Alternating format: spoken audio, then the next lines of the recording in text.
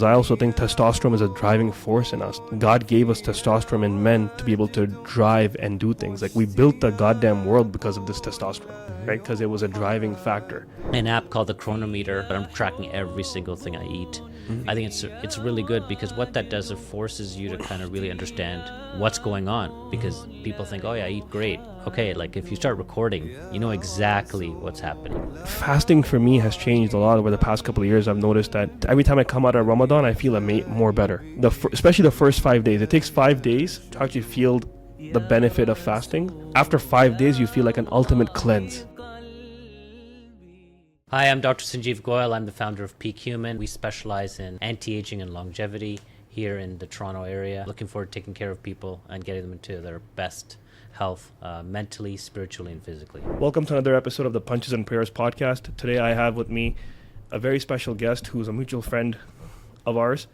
I got to see his content a couple of weeks ago and I was inspired, and I wanted to help him come here because in our podcast we discuss business, fitness, health, masculine excellence. And I thought this was the perfect guest to bring on that does not talk about other stuff but health. He's achieved a lot in his professional career. He was a doctor and is the founder and CEO of PeakHuman Health, which is a lab that specializes in reverse aging, anti-aging, and also making sure that you live longer and healthier. So without further ado, Dr. Sanjeev Goel, thank you for coming. Thank you so much for having me. Yeah, so for our audience that don't know who's Dr. Sanjeev Goel, a quick little intro of like where you started, where you came about, Sure. where you grew about. I know you're from Canada, I'm assuming. Yeah, exactly. I was born in Montreal. Okay. Grew up in Montreal, came over here in the mid 80s as my dad got transferred over. A lot of people left Quebec around that time. Yeah. And then I went to school here on the west end of the GTA and went to med school in Toronto. Okay. And have been practicing in the Brampton area for the past 25 years. Nice. What kind of doctor were you? Like, what did you take in school? Yeah, I specialized in family medicine, did that for many years. But, I always had that thing kind of pulling me to try to find real answers for people. I mean, I was kind of getting tired of, dealing with the same problems over and over, unable to help people with their really where they're at. And I was always looking for solutions. And I think COVID kind of gave me that opportunity because it kind of forced me to look for other opportunities. Nice. And that's where the longevity precision medicine started. Yeah, my mom's a family doctor as well. Okay. She's a child specialist. Okay. So I don't know much about medicine. Here, my crazy thing is my mom's in medicine and my dad was in pharmaceuticals. So I come from a medical home. Yeah. All I heard was drugs and medicine and paracetamol and this and that and the other, right? So basically, how did you come about founding PeakHuman, and what was the purpose? And what year was this? What year did this start? We started just around COVID time, Okay. really 2020. Yeah. And though I had some thinking about it, I did a biohacking conference at the Toronto Convention Center in 2017. Nice. We invited the top doctors, researchers, everything on psychedelics to stem cells and cannabis and things like that. So we were already kind of trying to figure out what were these other things that people were interested in that were impacting health. And then when COVID came, we kind of looked and said, you know what people really want is personalized care that's and they want people to actually care about and spend some time with them. I think the number one thing people find when they go to the doctor is that the doctor has no real time for them. And it's really like a little factory. It's the way the healthcare system's set up in Yeah. Canada, unfortunately. I think Yeah, in North America, right? You can't blame. I don't think we should necessarily blame doctors. The system is set up that way. The incentives are set up that way. Correct. That doctors are paid per visit, and so they're really meant. The more times you go see them, the more they get paid. Yeah. So that's it. Completely, the system is not set up for health. Yeah, quick little story about me and the healthcare system. I don't even know if I've ever shared this story for the audience. I was a nocturnal epileptic patient, if you know what that is, for 10 years. Mm-hmm. And I went through the healthcare ringer. And essentially, I started having my first episode at night when I was 17. Mm-hmm. And it gradually increased. By the time I was 19, I was having seizures every day at night. Wow. And I used to go to the hospital a lot. They did ECGs on me, put me in the MRI, did all that. Many times did a sleep test on me, couldn't figure it out. And I was suffering for years. In fact, even for one point, I was admitted to the Grand River Hospital in Kitchener, because that's where I was when I was in that time, in Waterloo, Kitchener area. And my heart rate was a dying man's heart rate, and all my metrics were like I'm dying or something, and they still released me from the hospital without anything, right? Wow. I said, oh, it's nothing. They did all the blood work. He doesn't take steroids, doesn't take anything, because I used to be a big guy. They thought I'm on some juice or something. Yeah. Anyways, long story short, one doctor out of his own goodwill randomly called me years later when I was like 22, Wow. saying, hey, my name is Dr. Scott Sloka. I want you to come in. I'm the head of neurology at Kitchener. I saw your file came across my desk, and I just think I know the problem to your thing. He came, put me on Tegretol, if you know what that is. Yes. So I was on that for 10 years, Uh-huh. and yeah, it solved my problem. But I was Wow. just like, in such a first world country, we dealt with such kind of healthcare. It was Well, I think give kudos to this doctor. Yeah, that did that. I mean, They you see took him- the extra little effort, and I yeah, think and he didn't that's- have to. He didn't have to, and it's again, things are stacked against people making those types of things because they're going out of their way. Correct. So because the system's not set up for So that doctor saved my life. Like I'm always going to be indebted to him, Yeah. because I literally used to think I'm going to die any second. It was that bad seizures. I wouldn't even be able to do this in the morning. Like I would take me like 2-3 hours to get functional even. Wow. Yeah. But anyways, I'm off the medication now. It's been years now. Like I was on it for 10 years, and then we did a tapering off. Yeah. So I kind of understand. But seeing just that, even living in a first world country, of like the healthcare system, doing that to you. This is the first time I ever shared this story, by the way. So I used to always say I'm glad that I was nocturnal epileptic, because I was able to keep my license. So the law in Canada is if you're nocturnal, you're able to drive. If you had regular epilepsy, they take your suspend your license until you get tested for 6 months of not having seizures while being on medication. So Yeah. I was thankful that way. But you must not have been sleeping at all. Like if you're having this. My sleep will never be the same, by the way.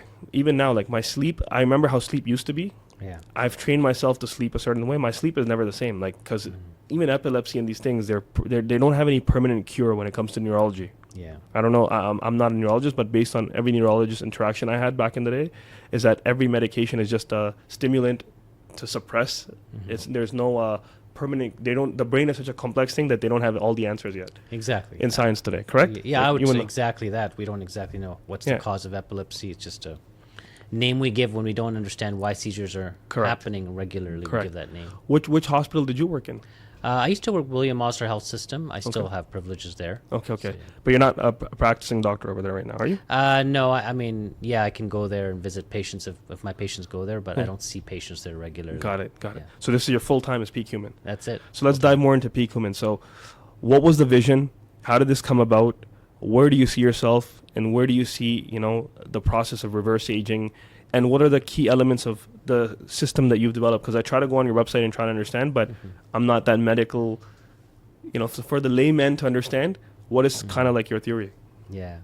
Well, what we're trying to do is first get the tools of what we call precision medicine. Precision medicine is about being preventative and being precise and being predictive. So these P's, basically, the words and personalized.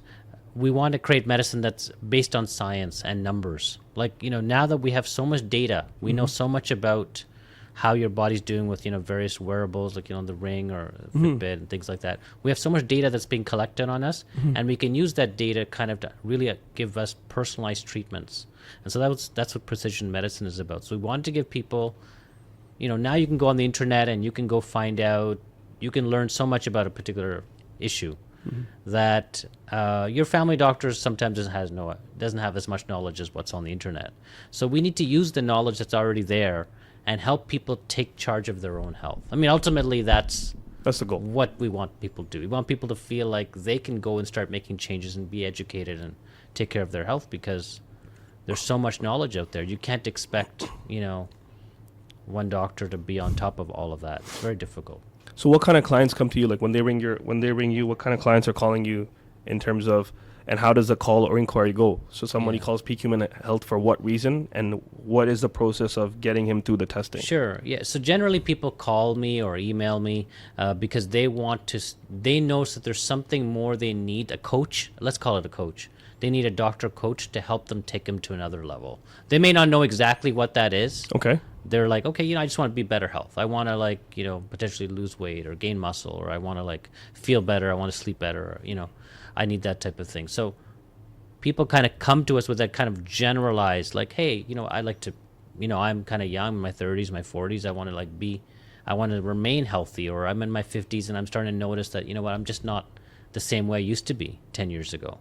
Yeah. So when that happens, then we kind of first do a full assessment of the person, complete blood check, things that normally, your doctor may not order it very often or not aware of these tests. And then we do certain testing to look at how is the age of the body. We can do this with specialized blood testing to look at how is the body aging at a cellular level, so we can give them an age of their cells, and then we can also give them an age of how much inflammation is in their body, because those are really 10 years before disease comes, we can see these changes already happening in the body. Got it.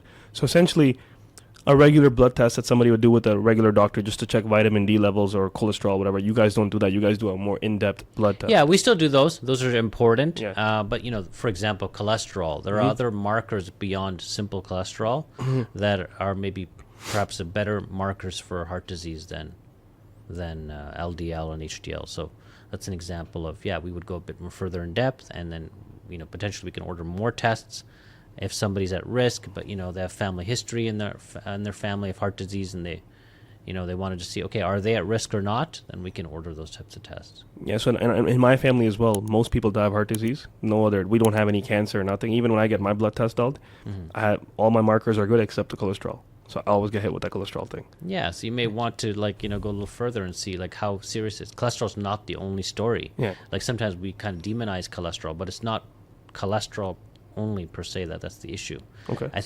My thinking now, I start to think about is that it's really when you mix high cholesterol and you mix that with extra sugar or carbohydrates that you're not burning, and that ends up getting stored on your body. That's really the danger. If you may have high cholesterol, but if you keep a very low inflammation in your body and you're burning the calories and you keep lean, it may not really be as much an issue. Do you guys do stress tests as well? We don't do it in our clinic, but we send our patients for stress tests, and we send them for CT calcium scans, which is a way to check how much plaque is in your arteries. Yeah. So we send those type of tests. A friend of mine was telling me I should go get a stress test done. I didn't do it yet, but he says that you'll be surprised how they can, even the stress test can predict if you're prone to heart problems and stuff like that. Yeah, generally a stress test, there's different types. One is just a regular stress test, the other one's called a nuclear stress test. But these will only find something if the blockage is already causing less blood to get to your heart. So that kind of happens in a more advanced stage. But before you get to that, plaque is already building up, before you get to a situation where there's less blood. So I would say if you have a positive stress test, that's a much more concerning issue. But 10, 15, 20 years before that, plaque is already building up. When they did autopsies of people who were in their 20s who had died in the war, soldiers, they already found that they were in their carotid arteries. There are already signs of plaque building up as early as 20s. Wow. Yeah. So I saw your video with Zarek Fatah. He's a mutual friend of ours. I go to his events as well, and I saw the video of you guys testing him with that thing that was turning around. What was that? Yeah, that's we use a number of devices in our clinic to just get an assessment of where people are at. Yeah. We use the top body fat analyzer, and the one device you're talking about is called the shape scale. Okay. And that just basically provides a 360 view of the body, and you carry it on your phone. Basically, you can see the minute changes in millimeters of how your body's changing over time. Obviously, we want people to get the body they want and help them get towards that, and the best thing they need is data. They need to be able to see the changes, because that's the number one thing that helps people get to their goal, is providing feedback. It needs to be provided real-time feedback, because then you can see that does the effect of what you're doing is actually having an effect or not.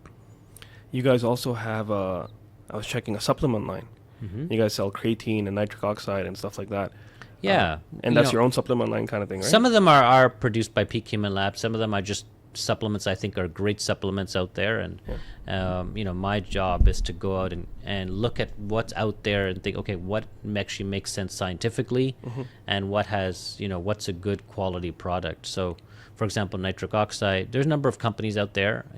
We do recommend Berkeley Life, but a number of other companies as well. Nitric oxide is extremely important, and it helps dilate your blood vessels so you get more blood throughout your body. As you get older, we produce less nitric oxide.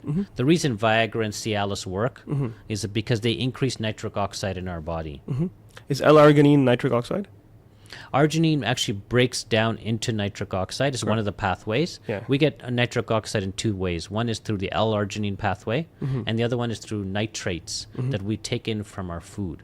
Now, a lot of food has now become deficient in nitrates because of maybe fertilizer issues or soil quality. So you're not necessarily sure you're getting enough nitrates from your diet. Well, a lot of my friends, I recommended them L-arginine. Yeah. And it's people that I even had friends that were trying for long to get pregnant and stuff, and they weren't, and they took L-arginine. L-arginine, and right away, like, it happened. Interesting. Like, I seen that with 3 of my friends that I recommended to, because I used it myself. Yeah. And I really like L-arginine. Like, I think that's something that ever since I incorporated into my regimen, it's been 2 years I've been on it. I feel amazing. Like, I've noticed a huge difference. Right. Yeah. I think it's definitely worthwhile, but probably you might even have more success with just taking nitric oxide directly. Okay.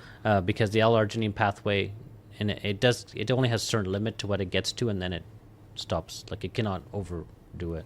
So where can we shop at for the store if we want to buy the nitric oxide? We have a number of different sites. The one we can go to is PeakHumanStore.com. Okay. You can also go to PeakHumanLabs.com. Those Okay. would be two places where you could. And how fast is the shipping? Within like 2-3 days. Okay, 2-3 days. Good, beautiful. Yeah. Okay, so what is it that a young man today, like let's say in his 30s or 40s, what are some of the things that you're seeing in terms of patterns, in terms of health deficiency and aging? What are some of the things that are men especially are at risk at today? What are the substances, and what's some of the ways for them to make sure that while they're having a healthy diet, and what type of supplements to put in to make sure that they are reverse aging them compared to what's working against them already in society? What are some of those things that you know? If you like this podcast and like more of our episodes, please don't forget to like, share, and subscribe to our channel and share the video. Now let's get back in the video. That's a very good big question, but let's take it. It's a loaded question. Yeah, take it step by step. What are the big issues facing men? I would say men are under a lot of stress. Like, it's a huge stressful environment. We just had the tariffs come in today into Canada, so a lot of people are going to be suffering, and we carry on themselves. We have to be providing, so it's a stressful time. So I would say number one thing is you have to make sure sleeping properly. Sleep is critical, and many people are not taking care of that part of their body. Growth hormone is released when we are sleeping. If we're eating late at night, that will also impact our sugar levels and make it our sleep. It'll impact our deep sleep levels. So having a proper routine, making sure you hit the bed the right time, potentially there are some good supplements out there. I would even say there's some good medications that can improve your sleep, which are very safe, is potentially a good idea. On the opposite side, I do see one of the concerns I sometimes see is people abusing medications like Adderall, Vyvanse. Again, these have a purpose, probably do help, but we don't know the long-term impact on sleep and what they do. So that's one thing. The second thing might be the other challenge is, I think it's for women as well, but the challenge is generally people are putting on extra weight, fat onto their body. And fatty liver disease is seen in 25% of the population. So it's a very common thing. Fatty liver means fat around the liver, and when you have the fat around the liver, it becomes very hard for your body to burn fat, and it's linked to diabetes, high cholesterol, high blood pressure, and increased weight. So fatty liver is a really important issue, and it's happening because the body doesn't know what to do if it takes in too much energy, even most likely carbs. If you take in too much carbs, the body will store that extra energy as fat around the liver, and then it makes it more difficult to burn fat, because then the body's focused more on insulin. So I would say fat is another issue. Obviously, we have hormonal issues for men. We're in a time where the more stress you have, the more your testosterone is going down. People have to maintain a certain amount of lean body mass. It's really important.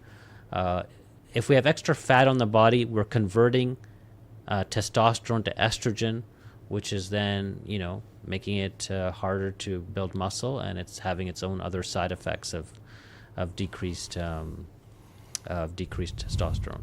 So those are just some of the quick things. I would also say that mentally, we're seeing a large amount of depression and anxiety, especially in men as well, like just because of stressors. You can look at potentially other things like psychedelics for helping people through these types of times. It's important of rethinking of being more aware of who you are and getting to understand like what it is to be a man. What are the important characteristics and traits of manhood, masculinity that are important. Don't you think they've demonized masculinity?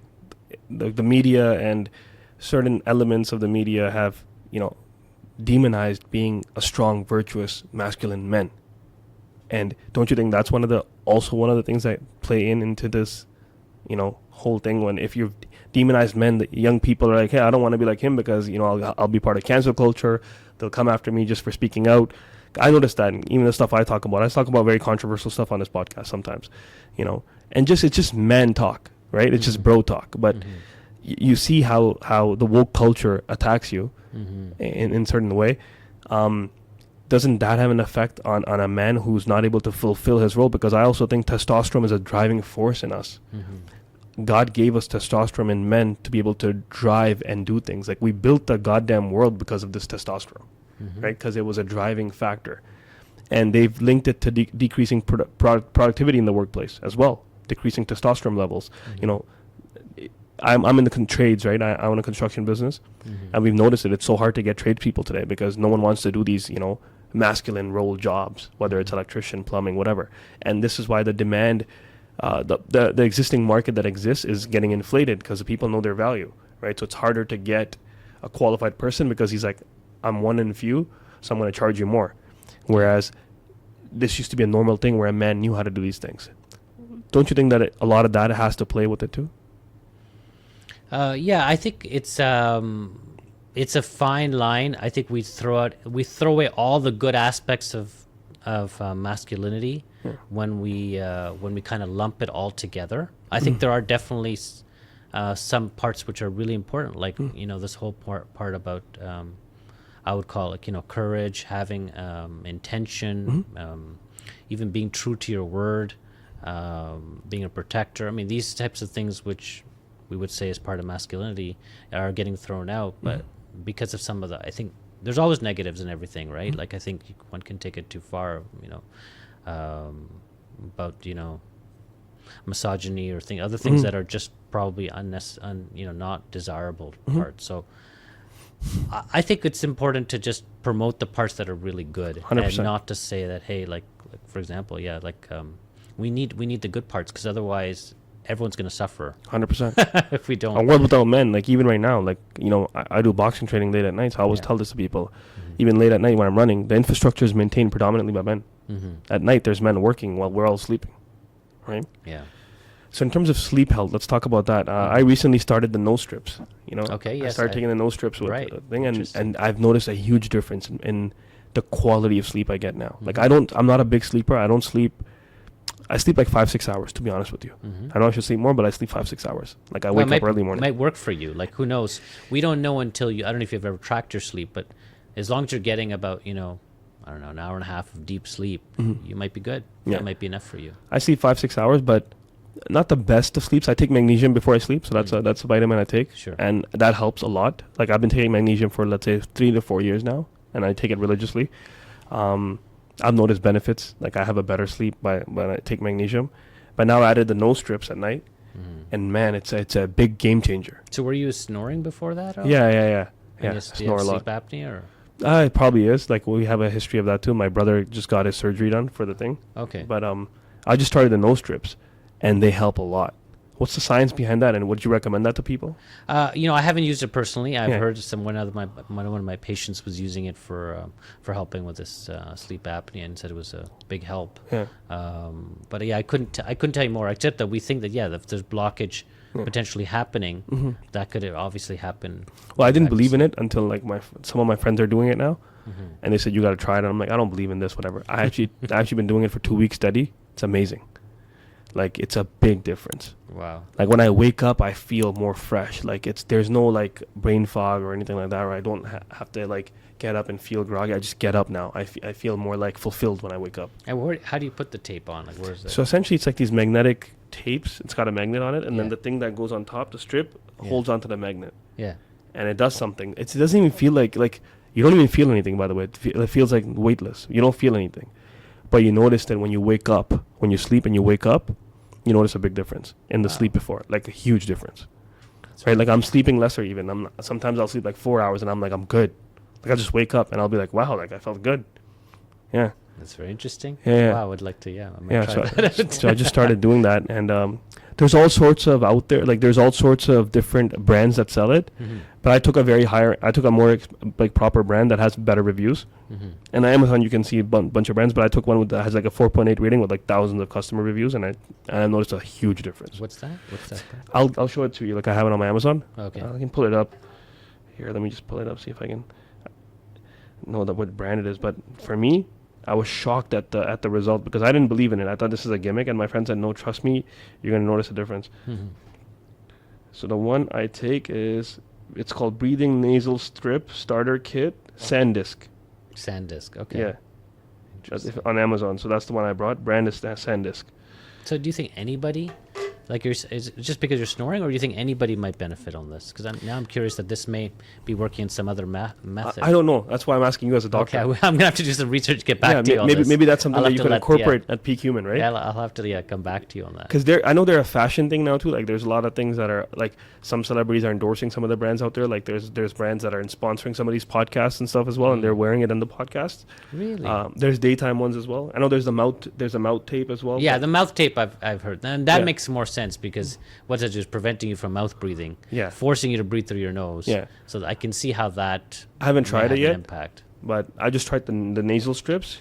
Like, it's amazing. Like, I feel so much more fulfilled in my sleep. Like, I don't feel like when I wake up I have a headache or anything or any of that. Like it. You know how normally when you wake up it takes some time for you to get like normal. I just wake up now. I'm like, damn, I'm good. Like, start the day, right? So it helped me a lot. What's that ring stuff that you're talking about? I've seen it on your website all over the place. Yeah, The we're rings. actually. I have 2 rings on because I'm testing out. Okay, I thought one's your wedding ring, maybe. No. They're both wearable devices. Okay. This is the PeakHuman ring, Okay. and So you guys made that yourself? we're getting this brought in, Yeah. obviously from overseas. Yeah. And this one's called the Ultra Human. I used to Okay. have an Aura ring before, but Okay. they're both very good. They're both, checking the amount of deep sleep versus REM. And what I really like about them is they also tell you your HRV, which is your heart rate variability, and how much stress your heart is under. So normally, what you'll notice is that if you're doing well, you sleep well, you're not stressed out, your number is higher. So the more higher the number, that means there's more. Your heart's more flexible and has more, like, it's less stressed out. You can imagine that something that's stressed out is very rigid, doesn't move. So the numbers would be lower. So that's why I think it's really important. 'Cause And that gets linked to your phone? exactly, there's an app you look at every morning, tells you what your score is. Like today, my sleep was 93. That was good. I was feeling great. My resting heart rate was 56. So it's good. Like, it's good to know. Even if you take a drink or two, people take a drink or two before night, and then in the evening, it'll totally show up on your ring. So you know that all these things you do have an impact. And I think that's what people that's one message I always want to tell my patients, and even on the podcast, is that everything they're doing is having an impact. 100%. They may not realize that it's having an impact, but it is. So even if they come to work out and they have a training session, they do their boxing, and they're like, I don't know if it makes a difference. Of course it's making a difference. They shouldn't give up, and they shouldn't feel down if they don't see a result right away. These things are minor steps. Every little bit they got to keep doing. So these days what I'm doing is I'm using an app called the Chronometer. I mean, other people use MyFitnessPal or whatever, but I'm tracking every single thing I eat. I think it's really good, because what that does, it forces you to kind of really understand what's going on, because people think, oh yeah, I eat great, but okay, like, if you start recording, you know exactly what's happening, because lots of things you're taking into your mouth without even realizing it. And once you have to record it, you know exactly, it comes to your awareness. Yeah. Yeah. I also see that you recommend creatine as well a lot, Yeah. right? based on recent studies that are coming out, apparently it's the most studied supplement that exists. Is that true? Yeah, I don't know if it's most up, but there's lots of studies on creatine, and it seems to have, obviously it has a huge impact on muscle performance. That's why, most people take it. Yeah. It gives extra power when you get in the gym, so it gets you push more. If you push more, you'll build more muscle, and but also has a lot of other health benefits. One specifically on the brain. So, it could be used in people having neurological problems, maybe preventing Alzheimer's. For me, that's a major issue because in our family we have some Alzheimer's. So, brain health is critical. Yeah. So when you guys formulated your creatine, the gummies and stuff, what's different about your creatine than the average creatine that exists? Well, I think we're in the ingredients creatine monohydrate, which is what people should be getting, and you can get that at GNC as well. Yeah. It's just that it's coming in a gummy formulation. Yeah. So 4 gummies equals 5 grams, which is what the dose should be. Yeah. So people don't want to always take powder. Yeah. I'm tired of taking powder. Like, I brought my workout drink with creatine in it, but sometimes you want to just change it up and have it in a different way. That's the only advantage, I would say. Same, we have magnesium glycinate as well in gummy form as well. So sometimes you just don't want to take capsules because I take like 12 capsules a day. I can't. Wow. I can't take. Yeah. Sometimes it gets tiring. So what are those 12 capsules? Yeah, I take a couple of different things. I'm a believer in krill oil. I think krill oil is a better formulation of omega-3 than fish oil. Like it's phospholipid bound, so it absorbs much better. So you could take less amount of it.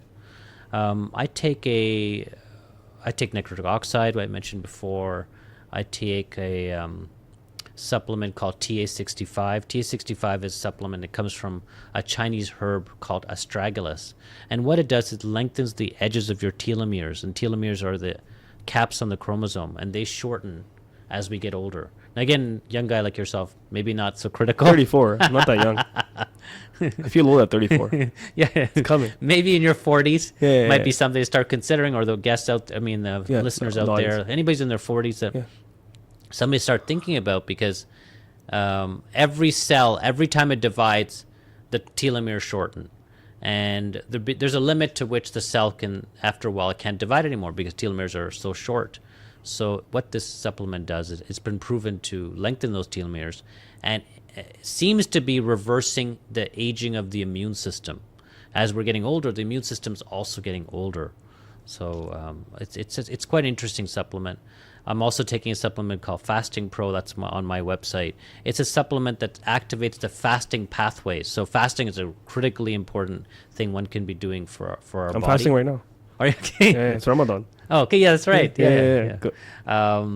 So it's critically important, and there's about 12 different molecules in there that stimulate the same pathways as fasting does. So I think it seems pretty powerful.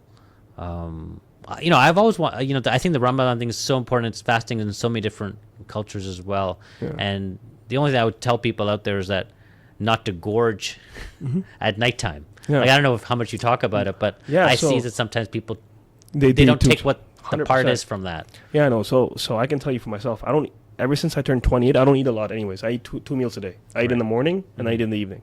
Right. I take my greens in the morning, then I eat like lunch, and then I'll eat in the evening. And I'll eat like 6, 7 o'clock. That's it.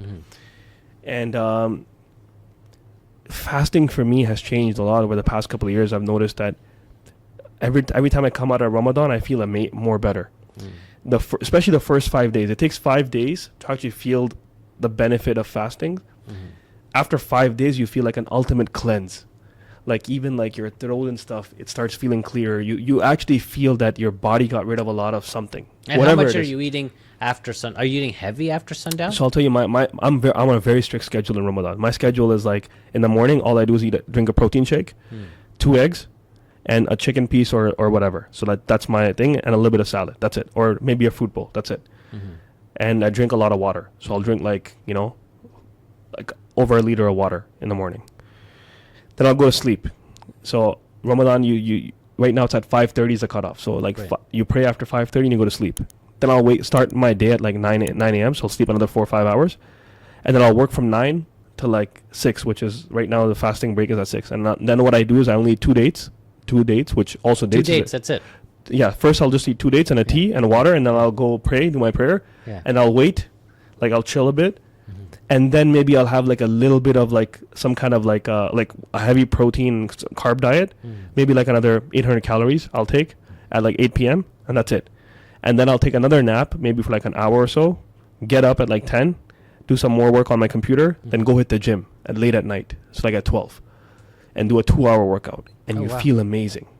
You come home at 2 after the workout, sleep another 2-3 hours, get up, repeat. This is my schedule for the past 5 years whenever I do Ramadan, and it works. I come out of Ramadan shredded. I feel amazing. It gets tiring after 20 days, to be honest with you. Like after 20 days, your body's like, okay, like, you know, like it's enough. But the first 5 to 6 days are beautiful. If you endure those 5-6 days, you actually you figure out a lot about your body.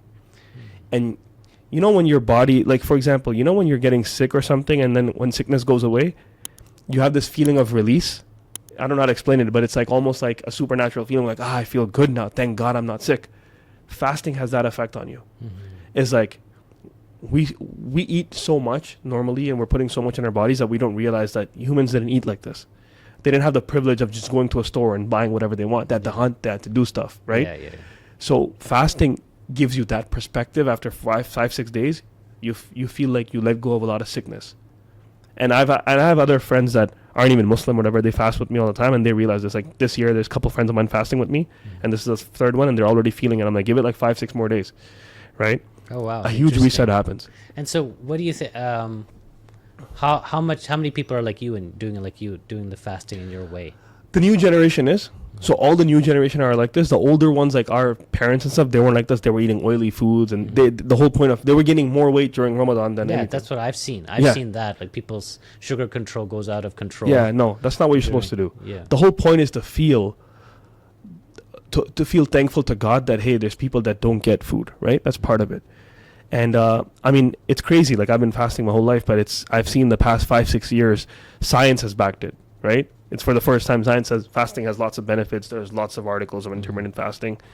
In our sunnah, in our religion, you're supposed to, even not just Ramadan, you're supposed to fast throughout the year here and there. Personally, I want to get to a goal of mine. I always commit to this, and I do it. Right after Ramadan, I'll do like Saturday would be my fast day, but then I just forget about it. But I almost think that you should fast once a week. The reset is amazing. Like I can't explain to you. It's almost like it feels like you went in a sauna, and like you sweat it all out. And you look at your face, you see differences, you feel your skin getting better. There's a lot of that, right? Yeah, we know there's a rejuvenation that's happening. Correct. After 2.5 days of pure fasting, you actually have more stem cells being released. Correct. So there is lots of science behind that. I recommend it. What do you know about fasting? Like what? Yeah, I mean, there's different. Since you're the one recommending it. Yeah, we recommend there are different ways. Obviously, intermittent fasting is what's really popular these days. The 16/8, or even if I would suggest people keep their window even to 12 to 14 hours a day, hours of eating per day. And that's that would be just fine. Even that's a big win for a lot of people, because I think people are generally eating late at night, and that's causing a lot of problems. Beyond that, I think then there's the eating morning and then late at night, or evening, and in between that eating completely nothing. Correct. I think that's another way of thinking about it, because the morning I think has a very important purpose of eating in the morning, because it basically starts your day and starts your signal of your body it's starting to get moving. So I think that's why it's important to eat in the mornings. Then beyond that, there's the next thing might be a 5-day fast, which gets all the rejuvenation benefits of after 2.5 days or so. There are now these programs. One's called Prolon, and what it is, it's a kit that you eat only whatever they give to you in the 5 days, and your body thinks it's fasting. So it's about 700-800 calories a day. But they have basically made in such a manner that your body, it's primarily fat. Just not triggering off the signals to your body that it's eating. So that kind of makes it much easier for people. I suggest people do that once a month for first 3 months, and then every 3 months after that. Those would be the ways I'd be thinking about it. Generally, I want people just become more aware of skipping meals. It's a good idea to kind of do that, so you can learn a little bit about yourself, and only eat when you actually want to eat. Most people are not so much aware of that. Again, they're just eating habitually without thinking about it. So I think just by becoming more aware and recording and all that, you bring what you put into your mouth to your awareness, which I think is that's number one. Like, you know. So what about exercise? How much do you exercise yourself, and what do you recommend for the average male of how much should he do to maintain a decent health? The guy that's busy, the guys that can't really go hit the gym. What's the exercise levels you guys recommend on of a man to maintain himself? Yeah, I think it would be great if one can do it, 6-7 times a week. One should be. It should be generally keeping us very active. Like I think our bodies are made for activity, and maybe one needs some rest if you're hitting a body part really hard. Let's say you probably need about two days of rest on a, let's say, the chest workout or something like that. You need to kind of rest that.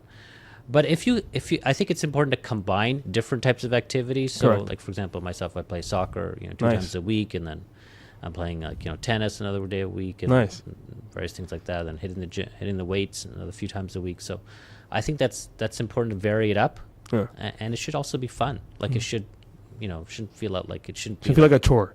It shouldn't be a chore. Yeah. Because I think you don't get all the benefits. Part of playing on a sports team, playing with other people, doing something with other people, we gain a certain feeling with other, and men. That's very important. That's 100%. One of the best things in my life is being on the same team with my with my teammates for the last 20 years. Nice. It does have. It's just you can't beat that feeling. So you like soccer? You watch soccer too or no? I do watch soccer, but to be honest, I playing is most important. Who's your favorite soccer team? Barcelona was definitely my favorite. I'm a Madrid fan. Okay. I just killed it right there. I'm a huge Madrid fan. I'm a Chelsea fan too, but Madrid is just because the excellence that they've achieved so much in Champions League. You cannot not be a fan. Yeah. You just cannot not be a fan. Well, I was really, my kid is now 19, but we grew up through the Messi phase, to the age of Messi. So, we're Messi was amazing. Forever indebted to him. So where do you see PeakHuman going in the next 5 years? What's your goal with what you're doing? What do you want to do with this business? You know what? We want to just keep on being at the forefront of science. Like, because I really believe within 10 years, we're going to have technologies that are going to reverse aging. So right now, it's just like, it's like kind of basic stuff right now, potentially these medications, take these supplements, exercise, diet, whatever. That's going to kind of slow down your aging. Yeah. But I want to get to the point where we can actually reverse aging. And so we want to be there when that happens. I think it's coming very soon with AI, and we're going to really understand what makes aging happen. Like, for example, you just said, okay, your sleep. You don't know, like, what's the real impact of that? And I would love to have an answer for you. Correct. To tell you what's the ideal sleep that 100%. you should be having. 100%. I don't know the answer. Correct. So I think it's coming. So PeakHuman's always going to be striving to be at the edge there of where science is at. And, we want to be able to deliver those technologies to Canadians. Like, we have a hyperbaric oxygen therapy center. I didn't even mention that to you, but it's stuff like that we're trying to always innovate and think about, how can we give better service to our clients, our patients. Like, ultimately, that's what somebody wants. They want education. They want someone to be there for them. They want, as they're going through the health journey themselves. So if someone wants to contact you guys, did they go on your website? There's like a contact form, or did they call? How does it work? Yeah, you can go out to PeakHuman.ca. Okay. So PeakHuman.ca, there's a little form there. It comes right to me, comes right onto my phone. Yeah. We'd send you a message, and that's probably the best way to do it. Otherwise, we're on Instagram, at PeakHuman Labs. That's other. Well, Dr. Sanjeev, I really appreciate you coming out here. I know you're short on time. I said I'll keep it, 15 minutes. We're at that mark now. Oh, awesome. I genuinely appreciate you coming, and for the viewers that are watching, I would highly recommend, if you're looking for a doctor locally, go hit up PeakHuman Labs. They're going to be coming out with a lot more stuff and a lot more content. I highly recommend taking a look at their Instagram as well. They have a lot of videos of other clients and testimonials. And with that being said, that's the end of the episode of this podcast. See you on the next podcast. Thank you, Dr. Sanjeev. Thank you so much.